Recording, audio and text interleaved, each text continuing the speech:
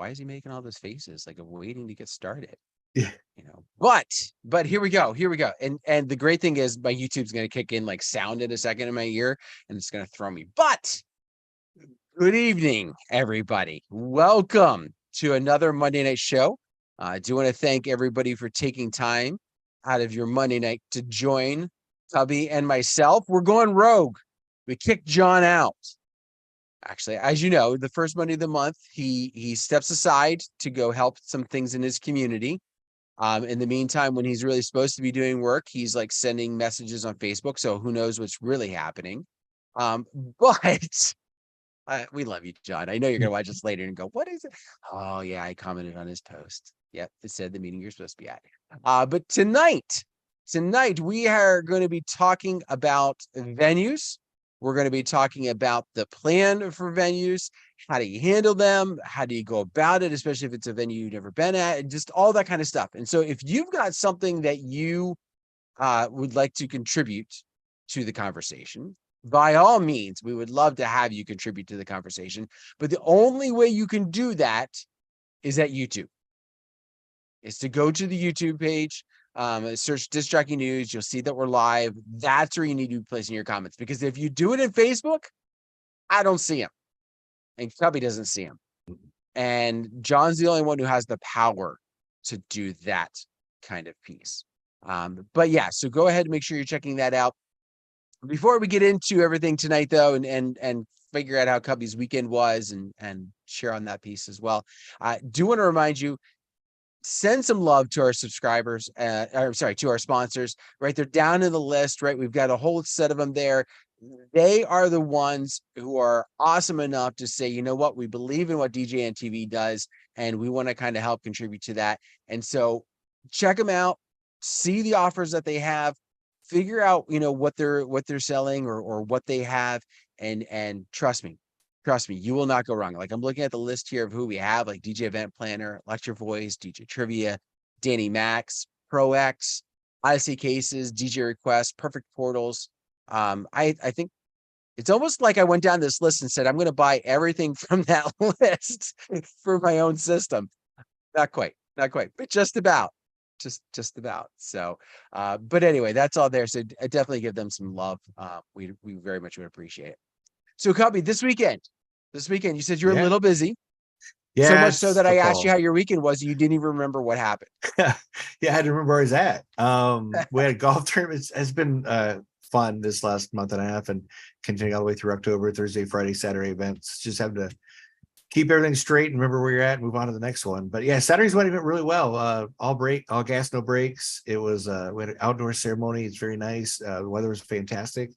And the good party crowd, even with the difficulty of the bar and like 2 rooms over, we still had I coached the bride and groom. I said, man, try to see how that bar is, because you get trapped. And sure enough, they were on the dance floor, and that's where the party remained all night.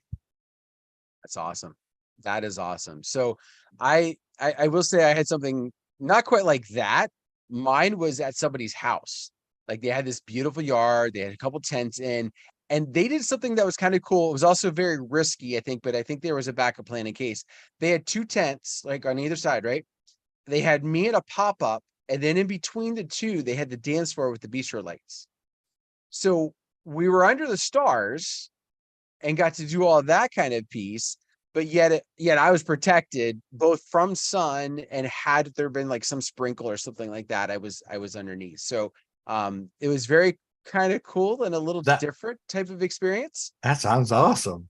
Yeah, I wish the pop-up that I was in would have been a little wider, though, because my evolves ended up being like right on top of me.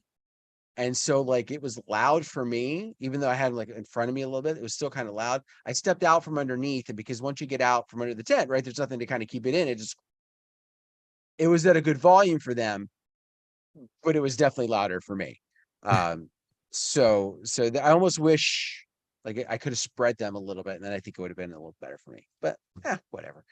It was fun. It was really cool. That Dancing Under the Stars, that's the 3rd time I've done it in my career, and I can think of all 3 times. And all of them have been like a really neat experience. but also like the other two really nerve-wracking leading up to it, because in the other two, I had a pop-up available, but I didn't put it up because it kind of felt weird. This one being between the two tents, it felt okay. So if you've Dude, ever 10 done idea one, was awesome. throw it in the chat. What's been your experience of dancing under the stars? I call it that, or dancing under the bistro lights, right? You're, like, it's open air. I see some guys on some DJs on Facebook rather that have done that, and especially like out in California, the views and everything are just like that's awesome. Until it rains. That's Yeah. We have a venue here. It's a mansion. So you dance in the kind of like between the maid's quarters and the house, and it's all strung with bistro lights and a beautiful deck in the back. And it really is a gorgeous setting of a backdrop of our city for dinner. And like I said, when you go to dance, it makes it really cool. So yeah, it's a fun, except when it's July, then that sucks. there's no such thing as a good I love like the fact that summer affords me the flexibility to do an event and and not have to worry about the day job, Monday through Friday. But man, is it ever like this toasty. Yeah. Those of you, and I had this conversation with somebody just recently about, some of the bigger areas where traditional, I'm going to call them traditional venues, are a lot more prevalent. I'll be honest, man, I am so envious of you DJs that every week are in venues like that. Um, Casey's on, and he can attest to it. Like in our area, there's like a good maybe 4, maybe 5, like in our immediate area of normal venues, and most of them are not busy because they're the places our couples' parents got married in, and they look the same as they did when their parents got married. Like they haven't updated them. So as a result, people don't want to get married there because it looks the same as it did 30 years ago. Yeah. Yeah, Day, I get that requiring shelter. That's definitely the case. And I always have mine because there's always that fear. But when there's no tent near the dance floor and you put one up for nothing, in essence, like it's not raining, the sun's not beating on you, like it just feels weird to me. I don't know. That's just me. I'm weird. It's okay. So anyway, we're talking tonight. Yeah, old hotels. Exactly. We're talking tonight about the venue piece and kind of going in a little bit different direction than what we just kind of expounded upon. But the idea of let's say you get an inquiry from a couple and they are reaching out to say, we're doing such and such a venue, and you start racking your brain, you look back in your notes and you go, I've never done one there. I've never been to that venue. I don't think I've ever even done a site visit. Like I've got nothing to go on. Cubbie, where do you start? Like what's your immediate like let's even before we get to the point of okay, I might do this or whatever. How do you respond to a couple with that? As far as sales and booking, or is we're already booked and we're going into a planning meeting and we're talking logistically type thing? You haven't Never booked been yet. there. You haven't booked yet. They want to reach out to you. They're telling you about this venue. Like, do you even bring up the fact that you've never been there? Like a cool venue, I've never been there. Yeah, especially because we have new venues popping up here all the time. They're all barns and it sucks, but we do have a lot of new venues that are just sprouting up all the time. So it's not when I haven't been there. It's like I'll literally express it. Man, I haven't been there before, so I'm excited to be there. Tell me a little bit about it. What sold you on it? What does their ceremony site look like? Is there power out there? And sometimes they know, sometimes they don't know, but they know you're asking the right questions that you could handle it, even though you've never been there before. You're finding out about their venue and to help them with, throughout further day to be once again to be that resource. I've had a lot of DJs when I've been scrolling through Facebook and stuff like that. I've seen something like this come up, and one of the things I've often heard say is you never admit that you've never been there, right? You either don't say it or you play it off like you've been there. And I 100% do not agree with that comment. I exactly like Cubbie said, it's not a deal breaker if you've not been there. There's some venues in our area that get quite a few events and have been open for 4 or 5 years. and I've never been there. It's just the way I like, for whatever reason, and Cubbie, maybe it's the same with you. It always seems like I'm in pockets of the same venues every year.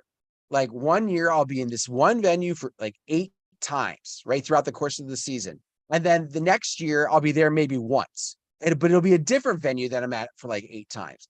And it just seems like it's weird like that. So anyway, it's very easy in that case then to not be at these venues. So I think as long as you're upfront with your couples, as Cubbie said, but talk to the enthusiasm about it, it's not a problem.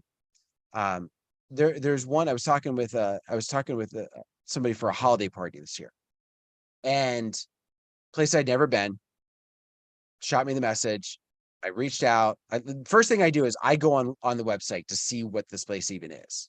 Like, first off, to make sure I'm not getting scammed, right? We all know the scam that comes in. Somebody's having this at somebody's house. It's usually on a Wednesday morning at like 10 to 2 or whatever. Like, it wasn't like that. So I looked at this place and I'm like, okay, there's some logistic pieces here that if this is going to happen, I need to be aware of. And so I just started the conversation like, listen, I haven't been there yet, but what I'm seeing and what I've heard is awesome. And that is the way that I think you can skew that. I've never been there, but ... can open the door to keep that conversation going. Maybe you still won't want to be there, but you could find out. And exactly as Cubbie said, what sold you on that? What, that's going to give a good indication of what they value and what is some really cool, at least potentially cool things about the place. Yeah. All right. So they've had this conversation with you. They said, okay, we've got this. And now you're into the booking phase, right? So, you're going to be there, I got a different question. I'll ask that later. You're going to be there. What process do you start to go through, or what kind of goes through your mind, or how do you handle the next steps from that? So prior to the planning meeting, when the planning meeting is scheduled, the day before, when we're reviewing my notes for the planning meeting, my parents' names and stuff like that. And I've never been to the venue, I will Google it. I'll look at the Facebook page. I'll look at any Google pictures they may have, their own personal website that they've posted up there, and look at pictures, trying to get a layout of the venue so that we can get it where the ceremony's at, 2 systems, no systems, things of that nature. And so I try to get an idea, like just an idea of what the venue looks like, so I'm not going in totally blind. Do you just mentioned multiple systems, like, and then we kind of talked about this. I don't remember if it was last week or the week before when we did our Q&A, like the potential for another system. At that point in the planning meeting, to me, it feels almost like a little late to say, oh, by the way, I'm going to have a second system, and so now it's going to be XYZ extra. Or do you just like kind of chalk it up to like, this is the first time in the venue, I didn't have that prepared for our quote? So we have a package. It's a package that includes ceremony sound, and so going into the booking, I would say, well, do you need this for ceremony sound? And then automatically ceremony sound gets added or not. My question then I have to be in the same room or not. Sometimes you can get a little extra and it still be in the same room, and all you're doing is carrying around the ceremony mic, and not to bring extra speakers and poles and things of that nature. So regardless of that one package is that. But I also want to look at cocktail hour. Is it in a different room? Is it bar?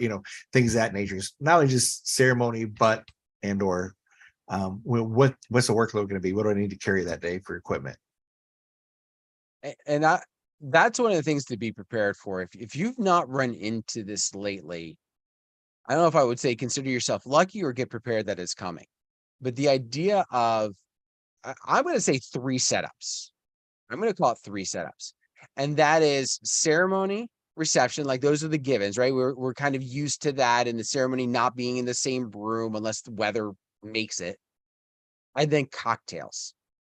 I'm finding cocktails are getting in a location that's removed enough that I can't just use my reception system to hit it. Are you seeing some of those same things like more common for you or not? I have 2 venues. They do the cocktail hour outside, so I just basically roll my ceremony system over, And I tell them, it might be like 10 or 15 minutes before I get my stuff over there. Oh, okay, no problem. It's background music. I said it could be, so I mean, I just let them know I could charge you for the third system and have it ready to go immediately, or I can just wait 10 minutes, 15 minutes, I'll carry my stuff over there. And they're like, oh, that's totally fine.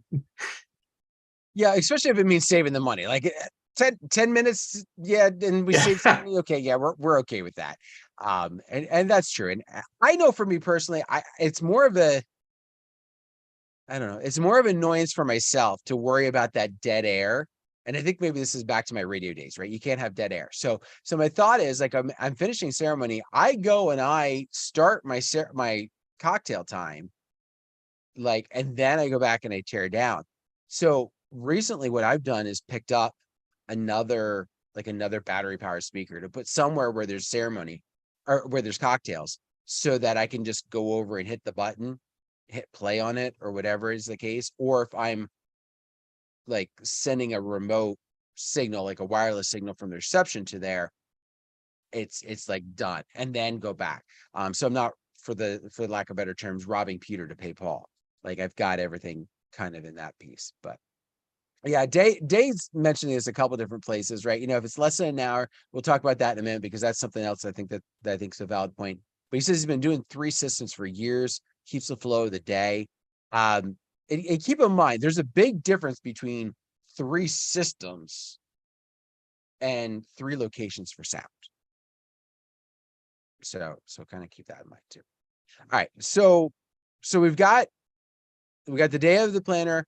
You've done a site visit. So for the new people, for the people that haven't done that, what do you do? What's your process for reaching out to the venue? How do do you just knock on the door? Like, No, I reach out to him, email him, go, hey, is there, what does the time look like to swing by, walk the venue, see what you do normally. Do you have a layout plan for the Joneses yet? And if not, totally fine, because you might not have their guest count in or something.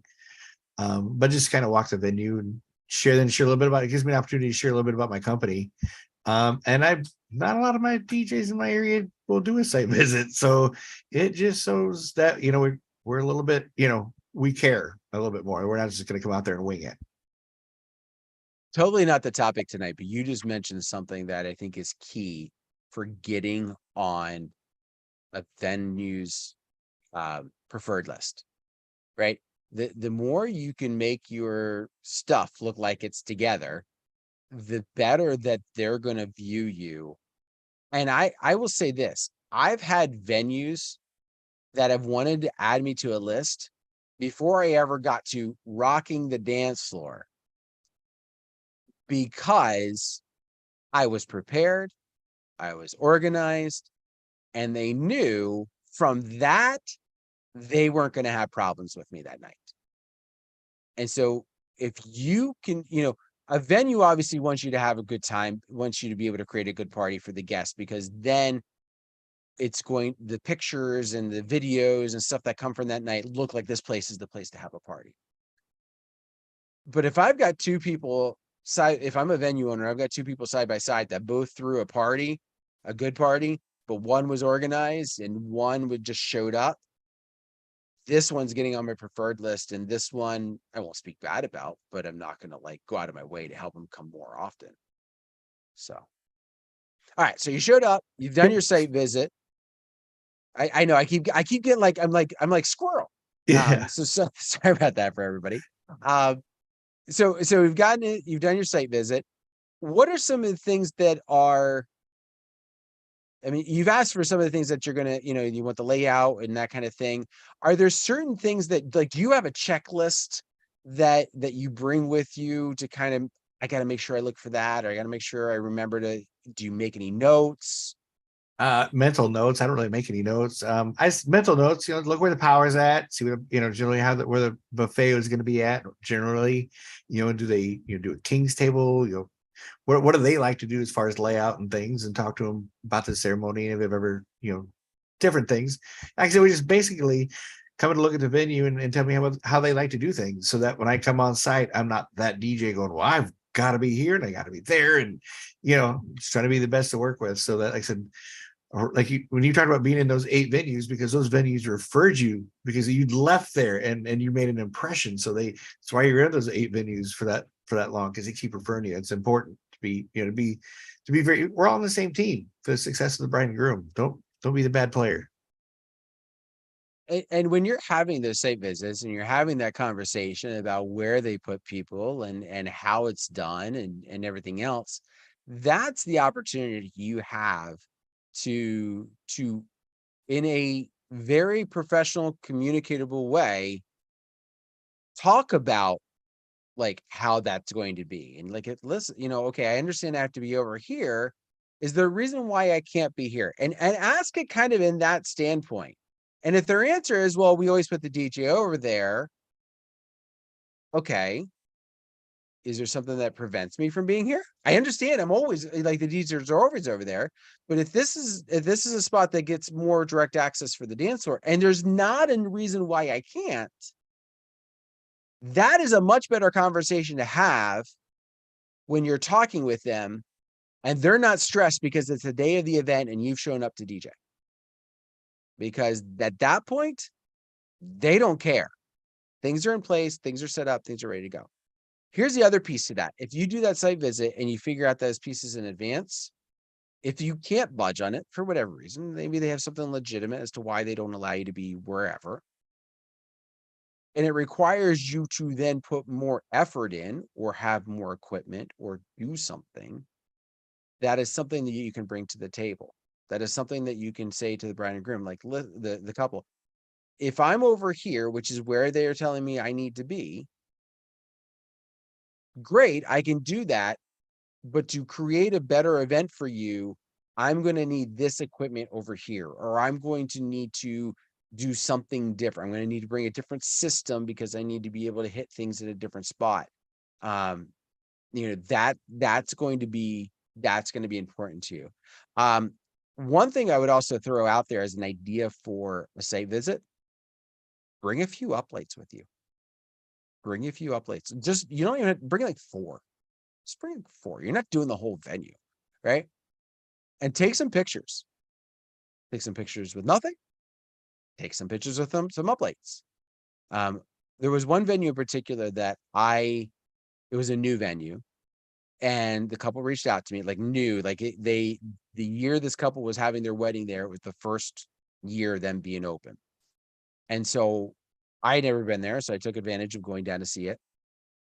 And they had asked for the purposes of uplighting. They wanted some uplights and like, well, we think it would be cool, but we don't know, like, let me just take some along. Let's take some along. And when I do this, I'll take some pictures and you can decide. And if it doesn't feel like it's going to fit for your wedding, then we won't do it. Awesome. Like they were just like totally thrilled about that. When I told the venue, they're like, you know what? We just opened. We don't have any pictures with uplights. Guess whose pictures they started showing? Mine, my crappy ones with my phone. But it was my pictures because it was one of the things that they liked. They wanted to be able to show that they had the option to do that in there, that it wasn't something that could be thrown out just because of being this venue. And so that's one of those cool things that you can do. You can take some of those things along, make sure that they know what's happening. And most likely they're probably going to be cool with it. And you then have the pictures. I had a little plug for DJEP. In your notes section, you can save some information about the venue of things that are important to you. So I have one venue in our area. It has 3 rooms. You're in one room, you're in a back room for ceremony and dinner, you're in a middle room for dancing, and you're in a front room for cocktails. And I have a note in my system, if for some reason I were to forget that this venue does that I need an extra system. So when I have somebody that calls, there's that memory, there's that jog piece. Right away, I know what's going to happen. So you can also send out automatic emails on to the venues the week of and tell them that you're looking forward to being there and what time you'd be arriving, because I have that in my planner. You know what I'm saying? So it'll segue into the email. And then I have a follow-up email that when I get done, man, what a party, your staff was great. They have no idea. It's written so well that they have no idea that it's like a regular until they get it 3 times after. I was gonna say you might want to watch it because that's the problem that I've run into recently, and I do need to go back and I need to fix my emails, and that's my own problem on that. But I had that initial email that talks like, oh, like if we've never worked together before, and if we had, and like it goes out to the venue that I'm at like 12 times that year, right? So it's like, or the one where it was a relatively new venue. I'm on their preferred list, but it was like, oh, by the way, I'm at, if we haven't worked together, and like, yeah, you did our daughter's wedding for the first time we were ever had this as a venue. And I was like, and I had to write back and I'm like, I'm so sorry. That was an automated email. I know. I have a It love-hate was just, relationship with it. That's what I yeah. usually And say. that was the thing. I was just like, I need to fix it because yeah, exactly. Or I need to like change it so it doesn't go to people that I've already been to.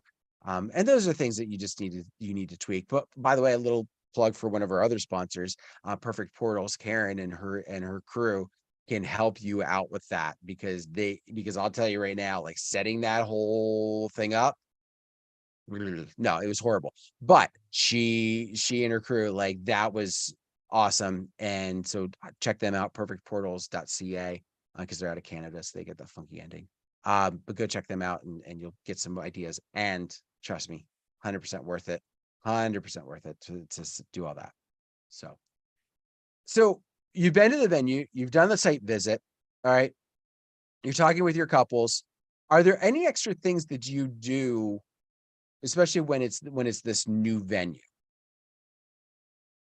Any of the other thoughts that kind of come to mind there?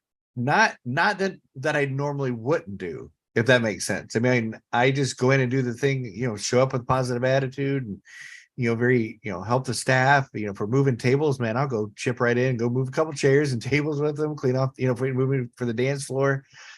See that, if I'm dismissing buffets, I'll grab the bride's plate. That's a lot. Like I'll dismiss 3 tables. That gives me enough time to wait at the end of the buffet for the bride with her plate. I'll grab her silverware if it's at the end of my plate. I'll have her silverware for ready to go, and I'll take her plate so she doesn't spill on herself, and she can stop and talk to guests. They see that, they're like, oh wow, guests see that, and it's crazy. So I love dismissing tables. I don't know how people get so jacked up about it. It's but I always carry the bride's plate. And I get her drinks. And I tell the bar, if you see me up here, I'm getting the bride and the groom a drink. I don't drink normally. I don't at all, period. So I'm like, I get them drinks, and instead that all the venues know that. And I'm there to take care of the guests, my bride and groom. That is awesome. I always forget about that piece because when I'm inviting the tables up to the buffet line and it's I'm constantly like I'm doing the math, right? Because a lot of them are like, we don't want any more than like 8 people ahead or something like that, with some stupid number or whatever it is. And I'm looking at it, and so I'm like constantly like doing that. I need to like say, listen, I'm gonna have 2 tables up here right away. Like it's gonna be a little long. Trust me, I've got a purpose for it. And then once I'm done helping what I'm going to do, then I will be back. I think that's going to be key. Totally did not. I need to try that because you're right. That's just.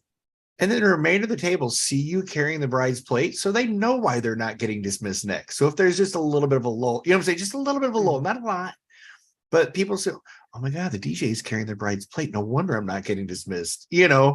That's really cool that he did that. And I'll pull her chair out, I'll set her plate down, set her napkin, or whatever thing, and pull her chair out, and I'll get her, and I'll say, do you want something to drink? So I'll take a wine. Okay, cool. And then when the groom gets back, like, you want something?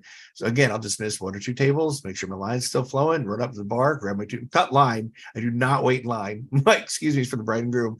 Cut line, get the drinks, run them back, and dismiss the remainder of them. Cubbie's way of the key and being the key right there. That is some next level stuff for sure. I've always done the getting them drinks things, like after we get a kind of like you said, like I've got a good flow, or even if there's not a buffet situation and they're just, especially if they're being served, like people are like, the servers are running everywhere. They're not messing with getting drinks for the couple. And that's one of the things, like I'll walk up, hey, do you want anything? Is there anything like, do you want any other drinks? Like I see you got some champagne here, but do you want something like Alex?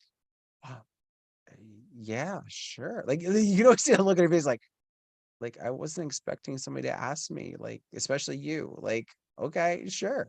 Um, Yeah, and I always like I need to give that like little preview to the bar and be like, listen, if you ever see me here for alcohol, it's just for this. But usually I do the disclaimer. I'm like, yeah, Jack and Jane, they like Jack and Jane, they want their drinks, whatever, I think it's supposed to be this. And like I play it off. Usually it's something weird concoction that they've created for the day. And they're like, oh yeah, here. And they whether they believe me or not, I really don't care for the most part because they obviously could have watched me walk back with it and set it down, but um, it makes it easier that way. But, okay, so as we're getting to the point here, one of the thoughts that I wanted to bring up and kind of talk about, and this comes from like kind of a couple stories together. And I was talking to Cubbie about this before we started, and I think it's important to kind of go down this path. Well, how do you handle, let me just back up for a second. How do you handle venues you don't like to be at, or maybe even so far as won't go? If you have a couple that calls you up and says, we want to be at, Bob's Big Barn of Tents, how do you handle that? Always, look at the date. Once you let them, go through my thing, go, oh, if it's a call, man, I'm so sorry, but we are booked solid that date. I'm so sorry. Well, there shows an opening. Well, that's our photo booth. We put an inquiry in. Well, that's our photo booth is open that day, but all of our DJs are booked. Do you want a photo booth? Yeah, there's some that we just won't go to, and it's either logistically or the venue owners. Customers have one venue that is it's her way, no way, and it's this, same way, and she's just not very customer facing. And I can't deal with that. So I don't want to, because I fight with my brides, and I fight for them. Like, what's the contract say? Well, guess you got to do it that way, huh? And she hates me for it, because I will tell the bride, well, what's the contract say? Just say you can't do that? No, well, so guess what we're doing? And I will fight for my bride. And I just tell them that we're booked, because I don't want to piss anybody off as much as I can, but I will fight for my brides. I guess here would be kind of devil's advocate thought to that. If you're not going to be there and you have no desire of ever sending any of your staff there, who cares if they know that you won't go there? Too small of a town. You're worried that it might spill over to another venue? Like I'm not saying you have to badmouth her, but just be like, I'm sorry, we won't play that venue. Yeah, I like the people personally, like on a personal level, like they're great. I just don't like their customer service skills. You used to go out there for a long time, so till post-COVID, she got really weird. The venue got really weird, and so I just do I like them personally? Yeah, I used to go out there all the time, but since COVID, it's gotten really crazy. So I just don't want, like I said, I just want to make your hard feelings and just be like, hey, we're booked. I'm sorry. So yeah, I was going to go another direction, and basically any of your venues that are run by females are going, wait a minute, is he talking about us? We haven't seen him. I don't tell anybody about this show locally, so I guess I'm good. It's all good. I'm just messing with you. So this is a direction that I wanted to bring, because on Facebook there was a post that I was seeing, and it was from a newer DJ, at least I think that was the way I read into it, that they were struggling with this idea of how to handle when a potential client reaches out and says, I want to be at XYZ venue, and it's a place you don't want to go, whether it's because it has weird layouts, whether it's because the person has some issues that you just kind of butt heads, like, and I like kind of Day's response to this, just a moment. He says, I don't say we are booked, I say unfortunately we are not available that day. And I think it's important to maybe at least consider that as an option. If you don't feel comfortable going in different direction, being careful not to admit that you're booked, because again, depending upon the size of your area, small town, people could talk, and they could kind of figure out maybe that you got booked afterwards, for something else. And I'm not saying like this is something you need to worry about. And Cubbie's shaking his head no. And No, I'm I reading was too much going, into it. I don't, yeah. Yeah, I mean, I'm reading too much into it, I'm sure, and I'm making a much bigger deal out of it. But me personally, if there's a venue that I won't work, and there is, like there is one hands down that I have a stipulation that if this doesn't happen, I won't play there. And I haven't played there now in a few years. And I've talked about this venue a lot on the show. And when I have a couple that reaches out to me, I make it known that I'm sorry, I do not play there. And for this particular one, I mention unless this happens.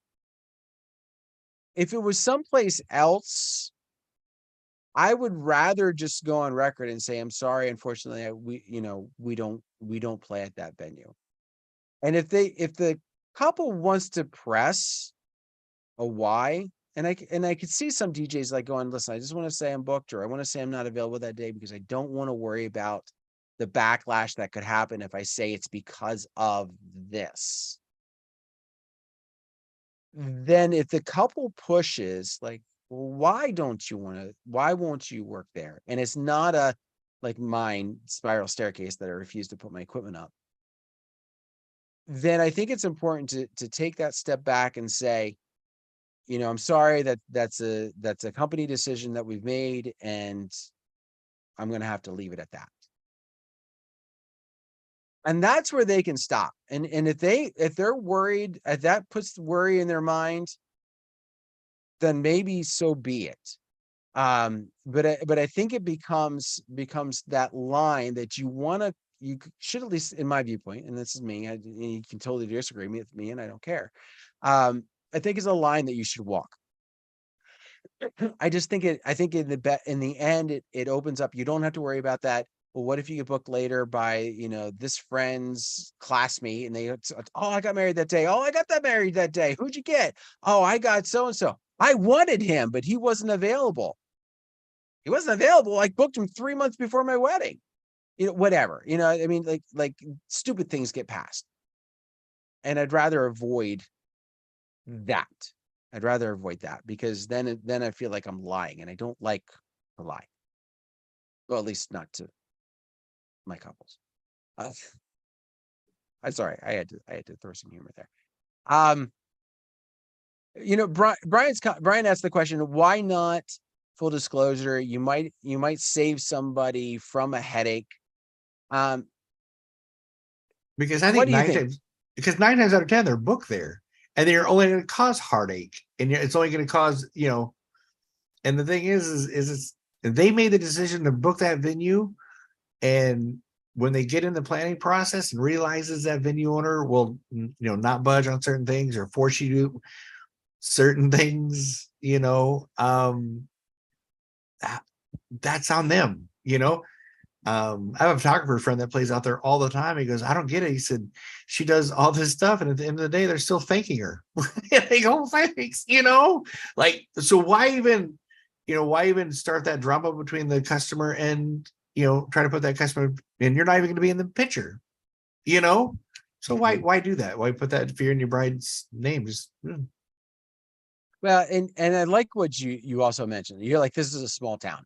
Whether it's a small town or not, people talk, and social media has only made it bigger, right? So I agree with the concept of not disclosing everything, because it's not going to help the situation. Now, if I had a couple who came to me and said, we want you, and we're looking at venue A, which I okay with, and venue B, which I won't work at or have some serious issue with, I'm going to be very careful to walk that line. Because I want my couple to pick over here because they want me and I want them. And I don't want them, I don't want to have a situation where they decide to go over here. So again, it's a line that you can walk. How many times does that happen? There's not a lot of times that they're calling me going, hey, look, I'm looking at a venue before I book anything else. I generally, you either refer from the venue in the bridal food chain, it's venue, photographer, DJ, or vice versa, depending on how what they value. But 9 times out of 10, they've already got their venue. This is where we're having it. This is the date. Yep. And for me, it's about 1 in 20. It's about 1 in 20, and it usually happens from a couple that saw me at a wedding, or is friends with somebody whose wedding I've done. Okay, totally different scenario. Then I'd be like, you know what?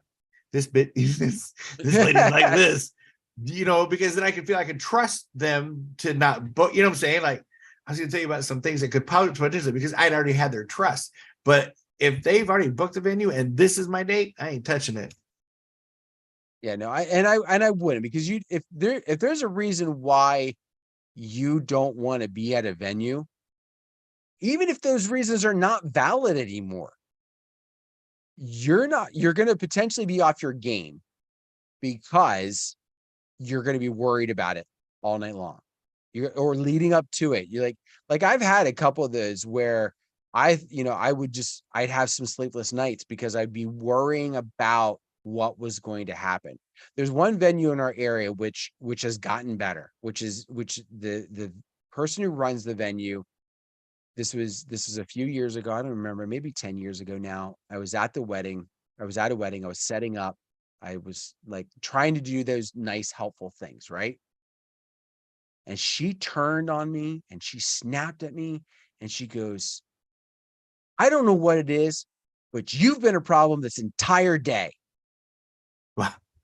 And forget what else she said, but it would, first off, threw me off my game. I thought I was trying to be helpful all day, and apparently either I wasn't, or the way she took it was that I wasn't. And it was one of our upscale venues in the area. And I was just like, I don't want to put this on a blacklist, but I can't, like, it's her way or the highway. Like, and it's not like she was going to get nixed. Like, it's her venue. So I was just like, crap, like, what am I going to do? And I would have sleepless nights then leading into the events. And then I went for a period of years where I wasn't there. No big deal. Like, I didn't worry about it. Then I had a corporate client who reached out and wanted to have it there, and had the event there multiple years. And they're like, listen, it's the only upscale place that can hold the amount of people that we have for our event. We have to go there. And I said, okay. So I'm like, we're going to give it a shot. It's been a few years. It was like, she had turned over a leaf. She's still hard ass, but like, either she forgot me from before, or she realized, because now, like, do you need anything? Oh, by the way, do you know this moves so you have a little bit more space? Like, are you, I'm like, who is this person? So sometimes we have those situations. And I wonder if Keith is on, because afterwards, I'm sure I'm going to get a text from him going, was that the venue? Is this the venue? Because he does that every time we talk about someplace. Was this what are we talking about? So, those kind of things happen. And I think it's important as you grow in your business, whether you decide to go down the path of how you handle that. Like, I presented one idea, Cubbie presented another one. Maybe you have a third one. There was some couple that were in the chat. Hopefully one of those strikes a chord. But my thought is, if you do this long enough, you're going to have a venue or 2 or 12 that you just won't want to ever go back to. And I think it's important to realize or have a plan for how to handle that situation. Yeah. Yes, Maybe. sir. Okay. Yeah, Brian's got video of a venue that he says he had a venue that had an unreasonably difficult load in, and he got video to prove it. Just recently met the new management team by chance, and we shared war stories. So it sounds like, I mean, that's one of the things, be careful with any blacklist is, some, depending on your reasons for the venue for you not wanting to go to the venue, some things can change. Some things can change. So I want to bring this back to a lighter note though, because I want to bring, other than the couple jokes that we threw at each other, there was something that you do that I heard somebody else do differently, and I think it's worth mentioning. So you talked about site visits for your venues when they're new. Mhm. Let me ask this question. Is there anything that you do, like if this is a venue you've been at a couple of times, do you worry about site visits anymore? Or No. what warrants you to say, you know what? I haven't been there in 5-6 years. Maybe I need to go back. Unless my couple's super nervous and want to go out there and do a walkthrough, I can usually reach out via email or a simple phone call or ask them when they're available to chat. And go, hey, has anything changed? So look at, oh my gosh, I can't wait to be back out there. I got a new stand. I don't need a table anymore. Whatever. Just need a chair, buy an outlet, same. Just kind of catch up. How you been doing? Stuff like that. I don't need to do a site visit. Just to think of a simple, because they don't have the time either. Everybody's time is valuable, and so a simple email or a 5-minute phone call to catch up is suffice, I think. Okay. So Rachel, everybody, Rachel Lynch, most people I think are familiar with that name, at least those of you that tune into our show. She mentioned in reference to this idea of venues that she does all of her, I don't know if it's all of them, but she does a majority of her planning meetings at the venue where she's going to be. So not exactly like a site visit, but when she does her in-person meetings, she does them at the venue. So it serves a couple of purposes. And one of them that she kind of mentions is gives her the ability to visualize with the couple, this is going to go here, or, we're going to be over here with this. Okay. If we do the layout, like, where are you going to be? And I think there's some importance to that. I don't know if you need to do that every time you meet with a couple, you meet them at the venue. And I know for me, I've got some venues that are half an hour away. I don't know if I want to add an extra hour to my meeting just so that I can get out there and do that.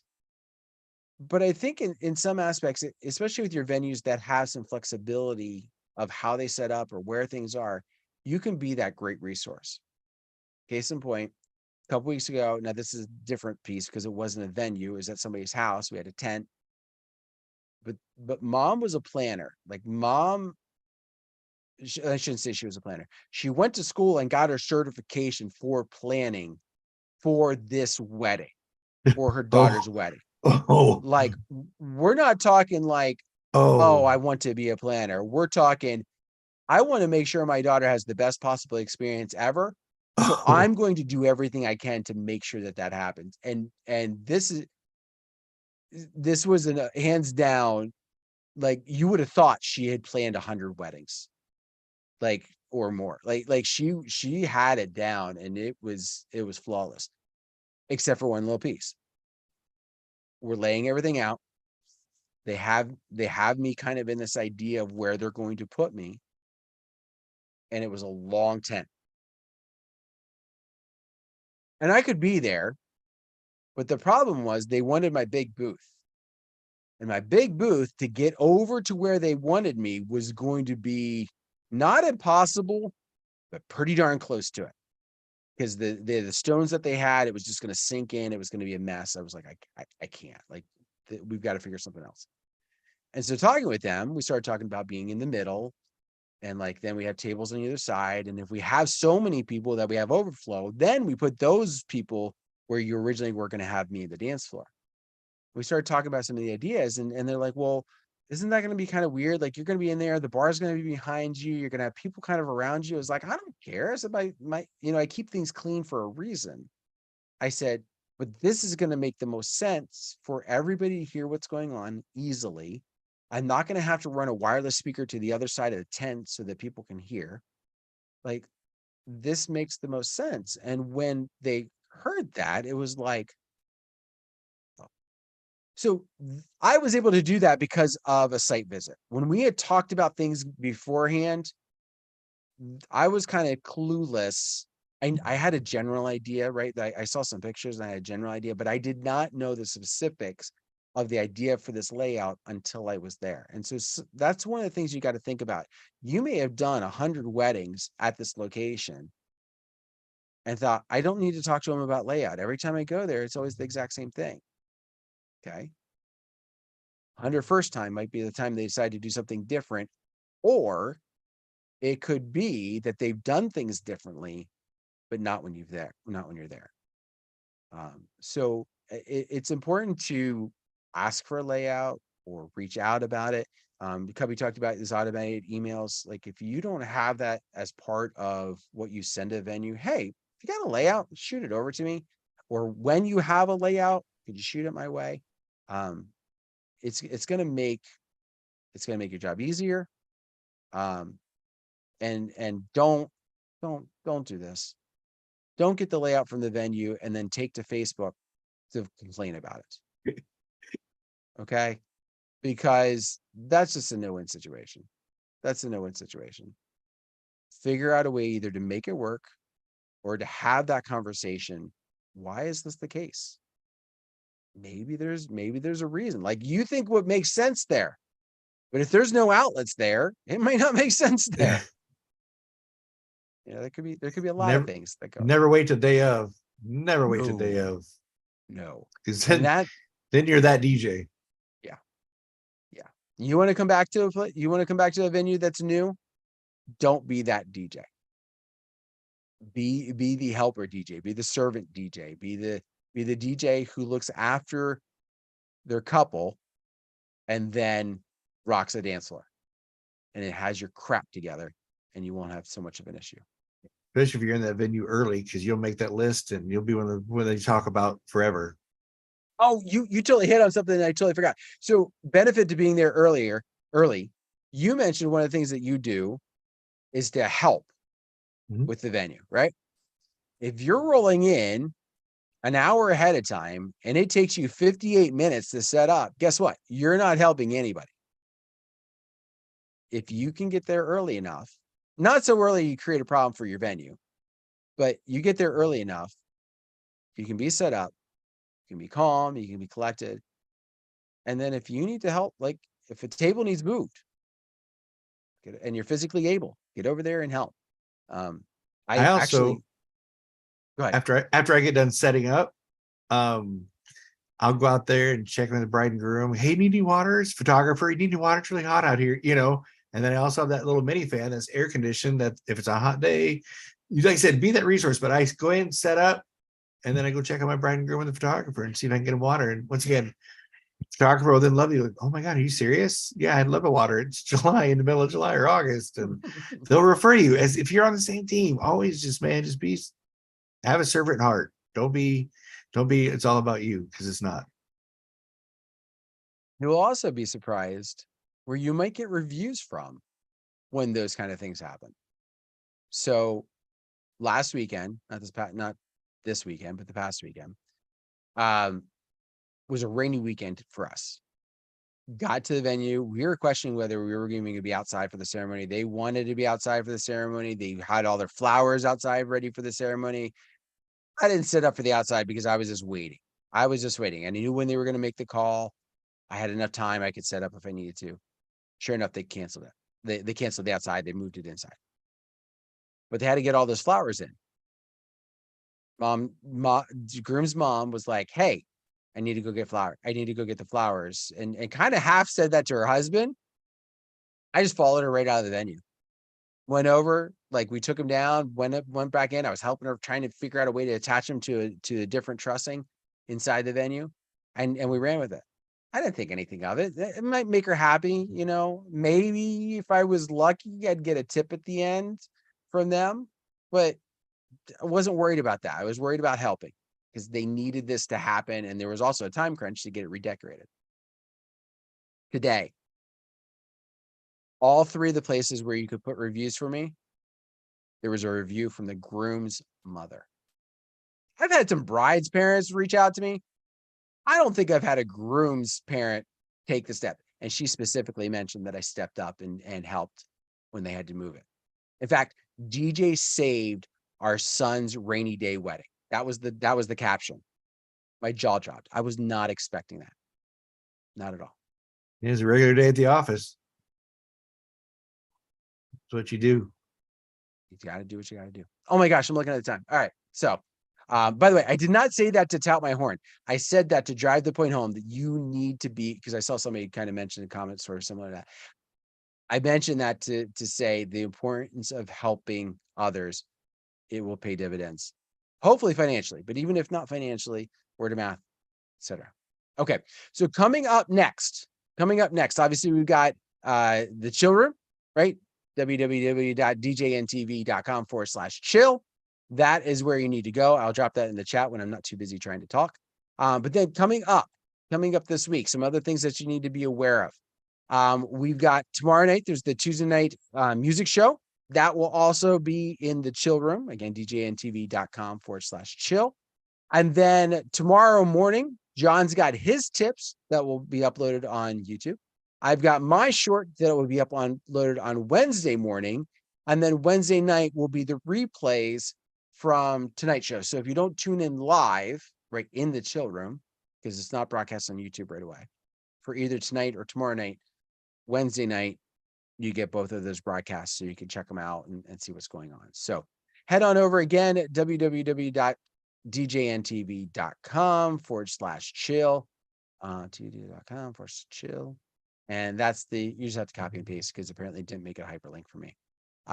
That's where you need to go, and you can join in with Howie and the guys and girls and weigh in, and then, or just kind of be quiet in the background. And then when they're done, turn your camera on and talk all night long. Because that if you've not jumped in there on a random moment going, nobody will be in here now, there's almost always somebody in there just hanging out. Probably anything else? I talked way too much tonight. I am very sorry, sir. No. Oh my gosh. No, not at all. Okay. Anything else you want to weigh in before we say sayonara to these guys? No, I'm good, man. Stay hydrated and have a great fall. We still got another month to go. There we go. Yeah, why is October warmer than August? Okay, yeah. Anyway, I digress. All right, so everybody, you have yourself a wonderful, wonderful evening. Thank you very much for joining Cubbie and myself. Again, I told you about the things that are coming up, and next Monday, John will be back. I don't know what we'll talk about. Just look for the emails. You'll figure it out when they come, and have yourself a good one. Bye, everybody.